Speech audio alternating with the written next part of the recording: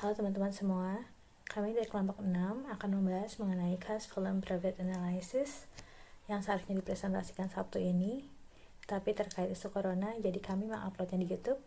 Jangan lupa subscribe ya. Oh ya, dan semoga teman-teman semua dalam keadaan sehat walafiat. Kita mulai saja latar belakang dari cash volume profit analysis. Cash volume profit analysis atau CVP analysis, bahasa Indonesianya analisa biaya volume laba, merupakan suatu alat yang berguna untuk perencanaan dan pengambilan keputusan. Karena analisa CVP menekankan keterkaitan antara biaya, kuantitas yang terjual, dan harga, maka semua informasi keuangan perusahaan terkandung di dalamnya. CVP digunakan untuk membantu para manajer mengerti akan hubungan antara biaya, volume, dan laba dengan fokus pada interaksi antara harga produk, volume aktivitas, biaya variabel per unit, total biaya tetap, dan produk campuran yang terjual. Jadi, analisis CVP ini merupakan sebuah alat yang vital yang digunakan dalam membuat keputusan-keputusan bisnis, seperti menentukan produk apa yang harus diproduksi atau dijual, kebijakan harga seperti apa sih yang harus digunakan, strategi pemasaran seperti apa sih yang harus dilaksanakan, dan fasilitas yang produktif seperti apa yang diperlukan.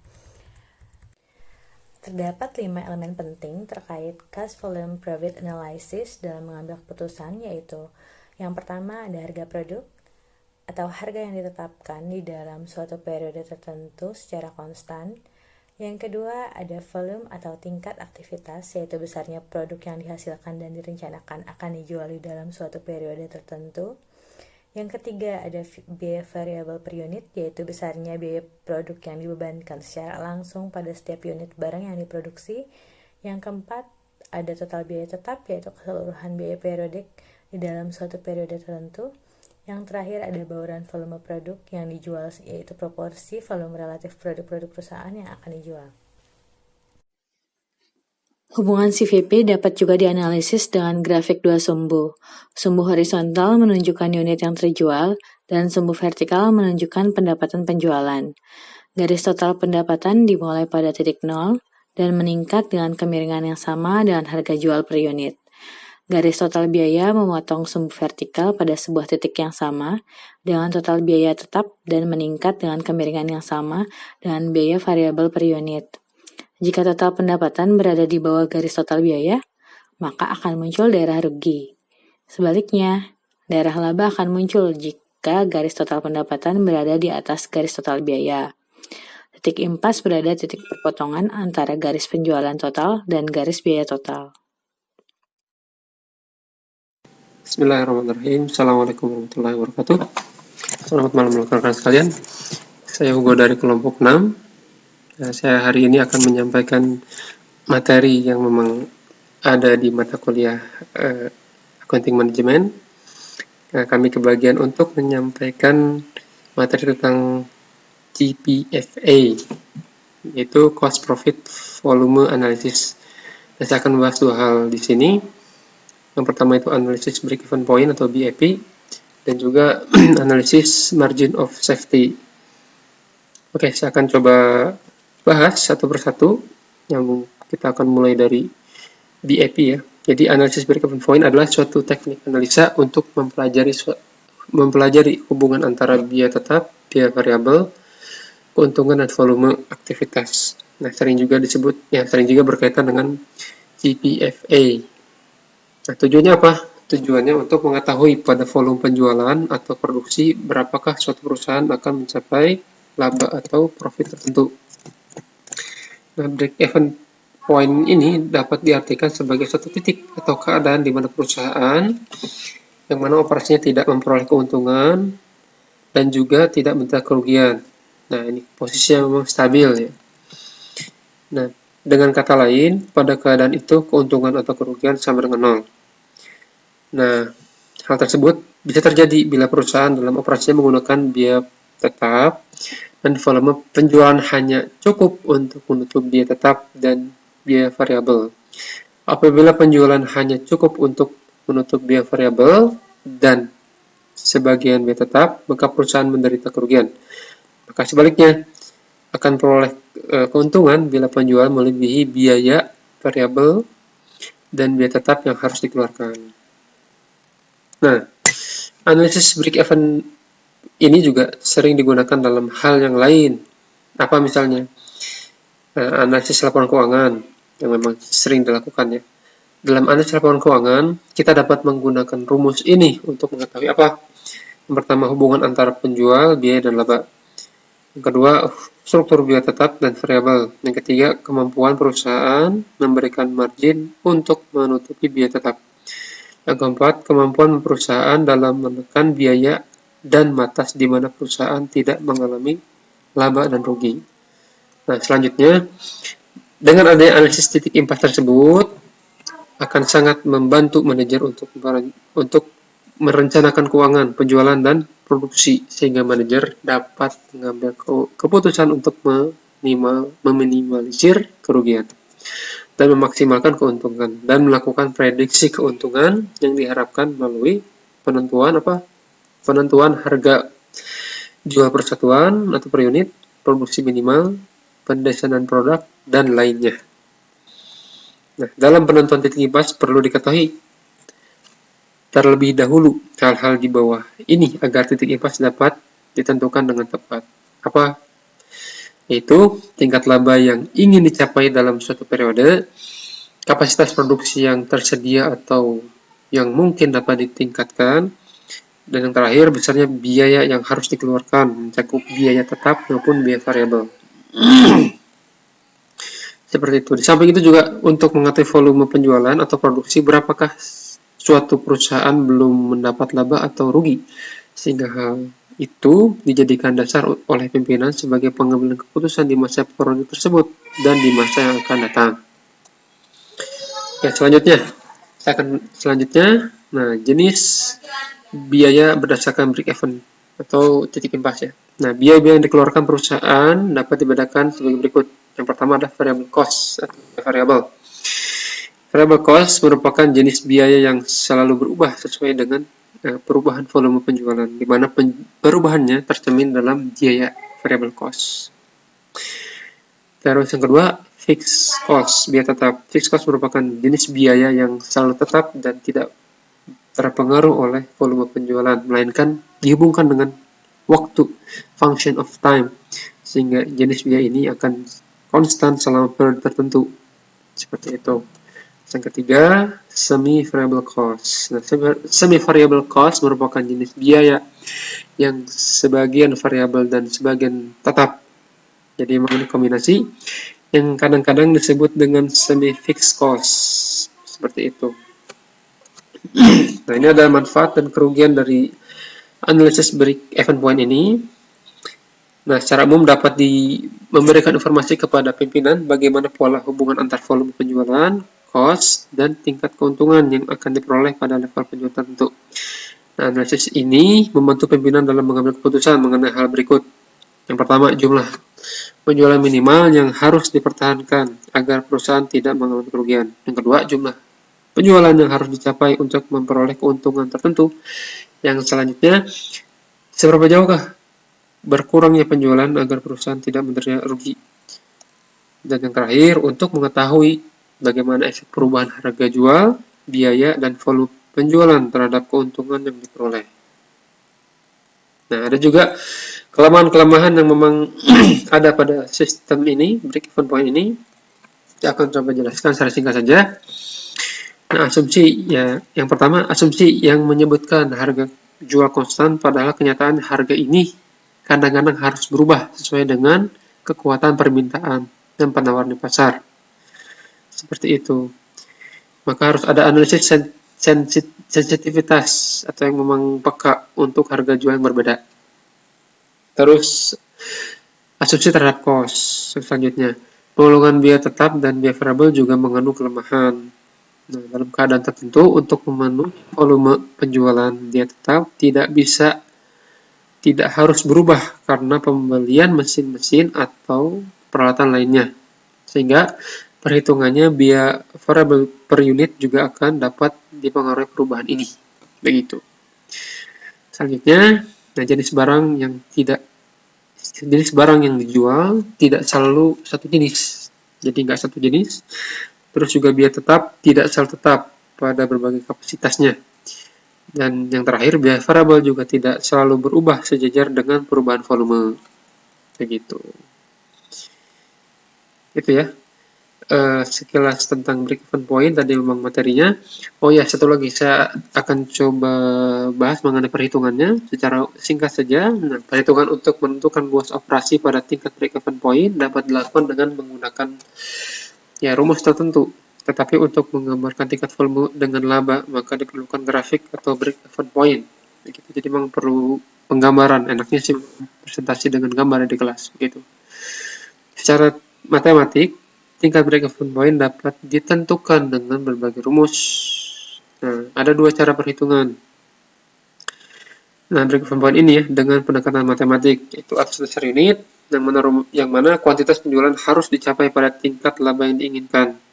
Yang mana rumusnya BEP per unit sama dengan biaya tetap plus laba dibagi harga jual per unit dikurangi biaya variabel per unit. Itu atas dasar unit. Dan yang kedua atas dasar rupiah. Nah, jumlah rupiah penjualan yang harus dicapai pada tingkat laba yang direncanakan. Yaitu rumusnya BEP per unit sama dengan biaya tetap plus laba dibagi kontribusi margin rasio. Seperti itu. Oke.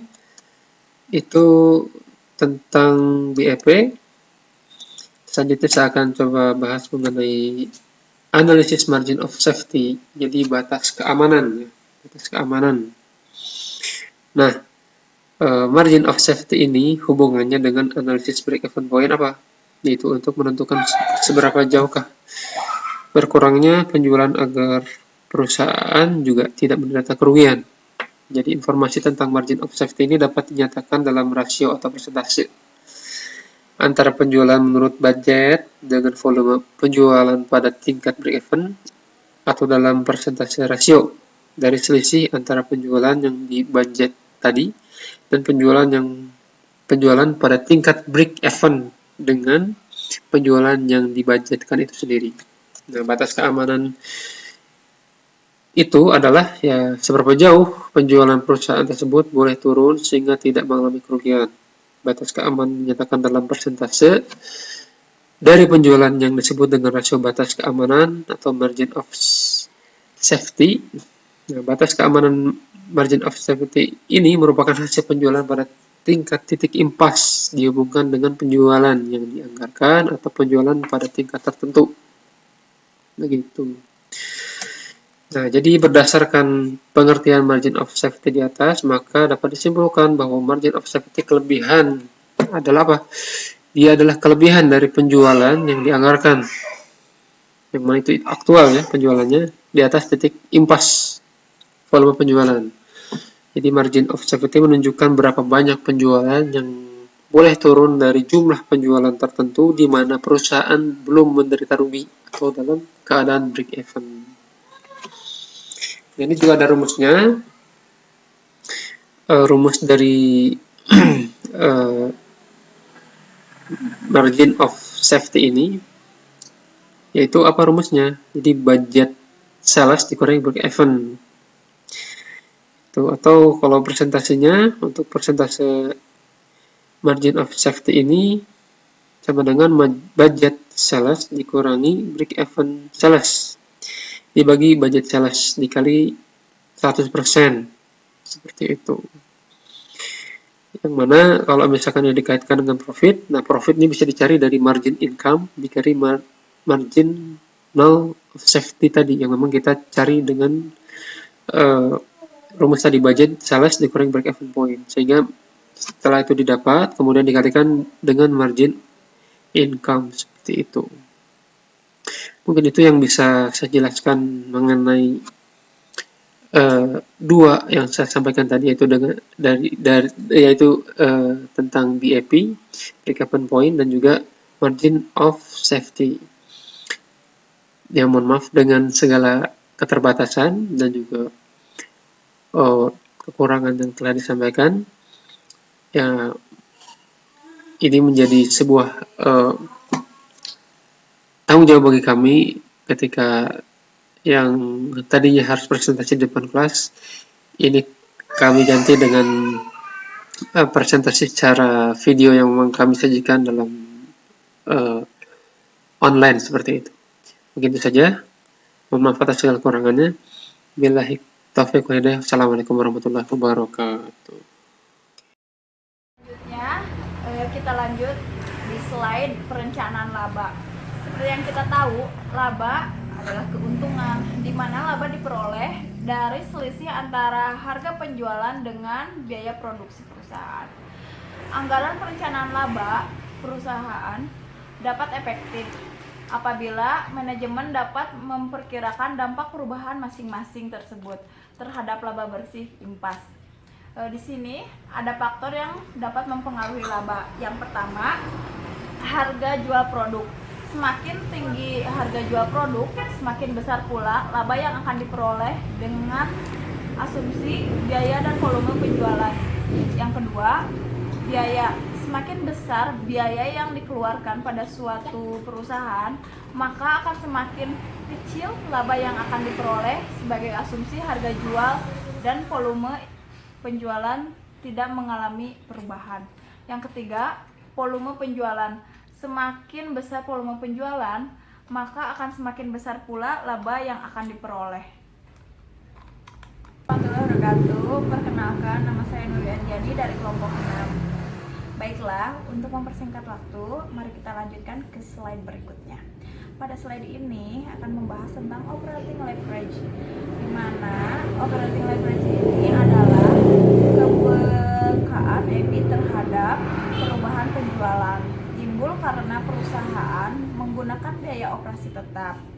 Dengan penggunaan operating leverage ini, perusahaan mengharapkan bahwa perubahan penjualan akan mengakibatkan perubahan EBIT yang lebih besar pula. Seperti yang bisa kita lihat pada slide analisis degree of operating leverage. Yang pertama, tingkat operating leverage adalah ukuran bagaimana pengaruh perubahan volume penjualan terhadap laba. Yang kedua, tingkat operating leverage mencapai titik tertinggi pada tingkat penjualan mendekati titik impas dan akan menurun pada saat penjualan dan laba meningkat. Yang ketiga, manajer dapat menggunakan tingkat operating leverage ini untuk memperkirakan secara tepat apakah dampak perubahan penjualan terhadap laba tanpa harus membuat laporan laba rugi secara rinci. Di sana bisa kita lihat rumus untuk degree of operating leverage. Degree of operating leverage sama dengan laba kontribusi dibagi dengan laba kontribusi dikurangi dengan biaya tetap. Baiklah, lanjut ke slide berikutnya. Analisis shutdown point. Analisis shutdown point merupakan titik pada tingkat penjualan.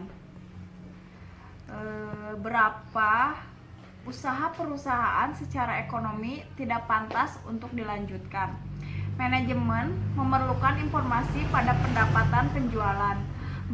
Berapa usaha perusahaan secara ekonomis tidak pantas untuk dilanjutkan jika pendapatan penjualannya tidak mencukupi untuk menutupi biaya tetap tunainya. Untuk menjawab pertanyaan ini, manajemen memerlukan informasi titik penutupan usaha atau shutdown point. Baiklah, bisa dilihat untuk rumus shutdown point. A dalam rupiah sama dengan biaya tetap tunai dibagi 1 dikurangi biaya variabel per unit. B dalam satuan sama dengan biaya tetap tunai dibagi harga jual dikurangi biaya variabel per unit. Assalamualaikum warahmatullahi wabarakatuh. Perkenalkan, kami dari kelompok 6. Di sini kami akan membahas tentang cost volume profit analysis. Sebelumnya, Perkenalkan, saya memperkenalkan kelompok saya, yaitu yang pertama ada Erlina Febriani, yang kedua ada Muhammad Hugo Irwanto, dan yang ketiga ada Nuri Anjani dan saya Monica Sutarsa. Di sini kami akan membahas tentang pengertian cost profit volume analysis, analisis break even point, margin of safety, degree of leverage, shutdown point, dan juga perencanaan laba. Mari kita simak. Ya, di sini kita akan membahas soal mengenai contoh kasus yang sudah dikirimkan. Yang pertama yaitu PT Satu Hati memproduksi produk A sebesar 1.200, namun rencana penjualan di sini sebesar 1.000. Bisa kalian lihat di soalnya. Dan ada juga dalam penyusunan anggaran tersebut, manajemen memerlukan informasi jumlah pendapatan penjualan minimum dengan target penjualan sebesar 200 juta. Namun di sini terdapat biaya terbenam atau tenggelam yang disebut dengan sankos sebesar 12.900 dengan memperoleh laba bersih sebesar 51.600. Nah, dari itu kita langsung ke perhitungan. Yang pertama yaitu kita menentukan break even point atau yang disingkat dengan BEP atau titik impas. Nah, di sini kita cari terlebih dahulu rasionya, yaitu dengan rumus penjualan. Penjualan di sini kan sebesar 172. Nah, tulis 172 dikurangi biaya variabel sebesar 43.000 dibagi dengan penjualan. Setelah itu kita kalikan dengan 100. Maka akan diperoleh hasil sebesar 75%. Inilah yang disebut dengan margin kontribusi rasio. Selanjutnya, kita mencari BEP dengan rumus biaya tetap sebesar 77.500 dibagi dengan margin kontribusi yang sudah kita hitung tadi. Maka diperoleh hasil sebesar 103.200 rupiah. Selanjutnya kita hitung BEP volume atau BEP kilo. Ya, BEP kilo dalam produk, yaitu biaya tetap dibagi harga jual dikurangi biaya variabel sebesar 77.400 dibagi 172.000 dikurangi biaya variabel sebesar 43.000, maka diperoleh hasil sebesar 600. Maka inilah hasil dari BEP. Selanjutnya, di sini kita akan menghitung shutdown point atau disingkat dengan SDP. Nah, di sini SDP memiliki rumus biaya tetap dibagi margin kontribusi, yaitu sebesar 77.400 dibagi dengan 75% margin kontribusi ini. Lalu memperoleh hasil sebesar 86 juta. Lanjut kita mencari SDP volume, yaitu biaya tetap dibagi dengan harga jual sebesar 172.000 dikurangi biaya variabel sebesar 43.000, maka akan diperoleh hasil sebesar 500 kg. Nah, maka inilah yang disebut dengan shutdown point. Lanjut, kita akan membahas tentang margin of safety.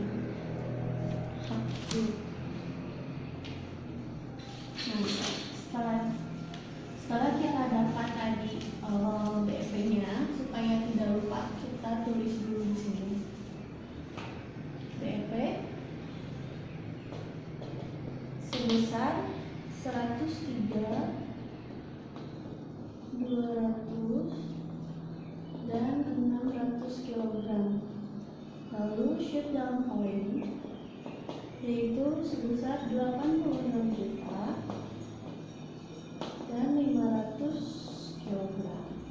Kita simpan, lalu kita hapus dulu untuk menghitung margin of safety.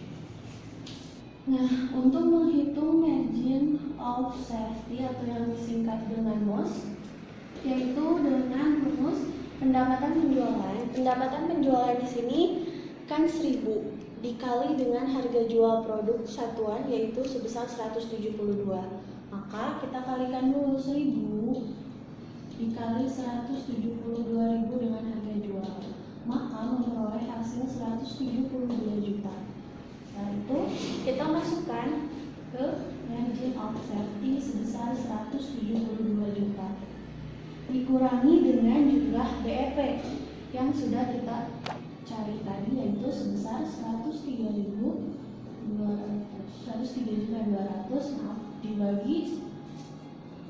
dibagi dengan pendapatan penjualan yaitu 172 juta. Maka memperoleh hasil sebesar 40%. Nah, setelah kita menghitung margin of safety ratio, maka kita sekarang menghitung margin of safety volume, yaitu dengan rumus pendapatan penjualan yaitu sebesar 172 juta dikurangi dengan titik impas atau BEP yang ini berarti dikurangi 103.200, maka memperoleh hasil sebesar 69 juta. Nah, margin of safety 40% dan 69 juta. Nah, sekarang kita menghitung degree of leverage atau yang disingkat dengan DOL. Nah, kita hitung DOL. DOL ini yaitu ukuran bagaimana pengaruh penjualan volume terhadap laba. Dengan rumus laba kontribusi di sini sebesar 129 juta itu diperoleh dari laporan laba rugi yang bisa tertera di soal yang sudah dikirimkan, yaitu laba kontribusi sebesar 129 juta dibagi laba kontribusi dikurangi biaya tetap. Biaya tetap juga sudah terlampir di soal yaitu sebesar 77.400.000 sehingga diperoleh hasil sebesar 2,5 kali. Jadi pengaruh perubahan volume penjualan terhadap laba yaitu sebesar 2,5 kali. Kita tulis dulu. Nah, yang terakhir yaitu biaya tetap. Yang terakhir itu yaitu laba bersih sasaran. Laba bersih sasaran.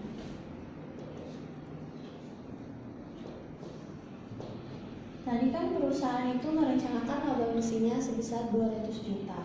Maka kita tulis dengan rumus biaya tetap tambah laba yang diinginkan. Laba yang diinginkan itu kan 200 juta dibagi dengan laba kontribusi yaitu yang 129 ini yang didapat dari laba rugi perusahaan yang sudah tertera di soal. Sama dengan 2.150. Jadi ketika perusahaan ingin mendapatkan laba sebesar 200 juta, maka perusahaan tersebut harus memproduksi produknya sebesar 2.150 unit. Selanjutnya kita akan lanjut ke grafik. Ya, sekarang kita masuk ke grafik. Yang di atas ini kan perhitungan yang sudah tadi kita hitung dari mulai BEP, SDP, MOS, DOL, dan perencanaan laba sebagainya. Sekarang kita gambar grafik sumbu X dan Y. X ini melambangkan volume dan Y ini melambangkan pendapatan dan juga biaya dalam bentuk jutaan rupiah. Sekarang kita masukkan angka-angka yang sudah kita hitung dengan rumus tadi. Yang pertama yaitu kita memasukkan terlebih dahulu volume penjualan. Volume penjualan dari soal yang terlampir itu 1000 kg dikali dengan harga jual 172.000, maka dihasilkan 172 juta. Sekarang kita tarik dari 0 menuju 172 juta. 172 juta itu kira-kira di sini kan ya. Nah, kita tulis di sini 172 juta. Ini adalah total penjualan atau disebut juga dengan total revenue.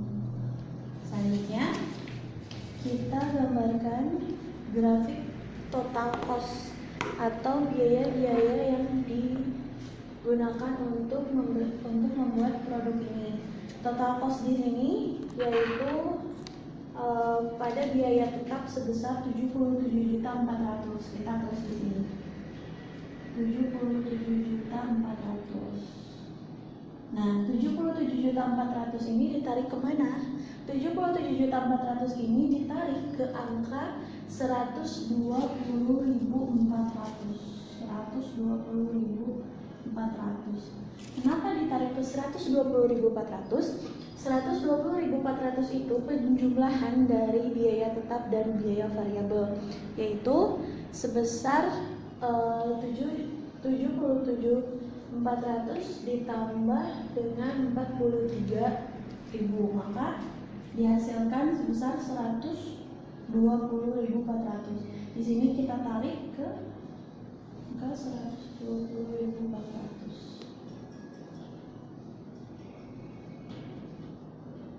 Nah, setelah ini, sekarang kita akan menggambarkan biaya tetap, yaitu sebesar 77.400. Biaya tetap itu flat kan, terus lurus, besar 77.400. Setelah kita gambarkan biaya tetap, maka sekarang giliran kita memasukkan BEP atau titik impas yang sudah kita hitung tadi. Tadi kan diperoleh sebesar 103.200.000 terhadap 600 kg, maka kita tulis 103.200 terhadap 600 kg. Nah, ini adalah BEP. Kenapa dinamakan BEP? BEP adalah titik impas yang dimana tidak terdapat pendapatan dan juga tidak terdapat kerugian. Artinya impas pendapatan dan juga pengeluaran itu sama-sama nol di titik ini. Nah, selanjutnya kita masukkan shutdown point. Shutdown point itu kan merupakan suatu penurunan atau kerugian yang memang tidak bisa ditolerir lagi oleh perusahaan dalam titik itu. Kita tulis di sini 86 juta terhadap 500 kg. 86 juta terhadap 500 kg di sini. Nanti kita gambarkan. Nah, dari titik BEP ke shutdown point ini adalah jumlah kerugian titik akhir jumlah kerugian perusahaan. Jadi perusahaan sudah sangat merugi dan memang sudah mungkin kolaps atau bangkrut jika berada di titik ini. Maka dari itu, ketika sudah mencapai titik shutdown point atau titik penurunan usaha, maka perusahaan ini harusnya ditutup dan memang sudah mengalami kerugian yang sangat besar. Nah, di sini ada daerah laba yaitu sebelah sini. Ini adalah laba dan yang bawah adalah daerah rugi.